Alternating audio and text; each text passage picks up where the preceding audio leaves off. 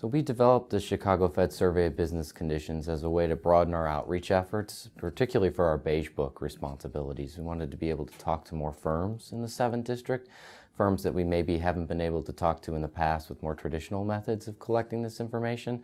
And designing this online survey really opened up a lot of possibilities for us to collect this information, understand better about some of the smaller firms in our district that it's sometimes a little difficult to reach out to, and really get a better sense of what's going on in our district. There's actually quite a bit in the survey. There's about 30 questions that each individual receives, but we focus on about 10 or so common questions that everyone can answer. So we ask questions about firms' hiring and capital spending decisions, basically how their sales are doing currently and what they expect them to do over the next 6 to 12 months.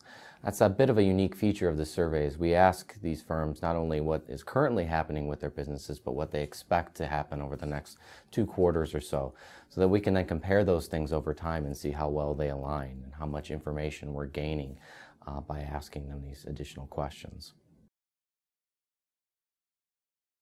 So the unique thing about this survey is we have a long history of responses from all the participants that have been doing this now for several years. So we can go back and look at their history of responses and construct what are called diffusion indices. These indices give us a nice sense of whether or not economic activity in the district is currently growing above or below its long-run average. So with one number, we can get a sense pretty quickly of how well we're doing in our district compared to historical conditions.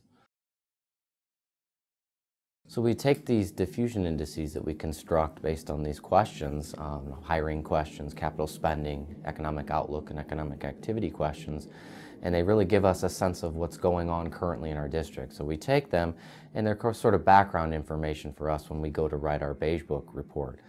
They can kind of corroborate what we're hearing from other sources, or maybe they can tell a slightly different or more nuanced story than what we would normally hear for the Beige Book. So they just add another source of detail that we can use when we're describing conditions in our district.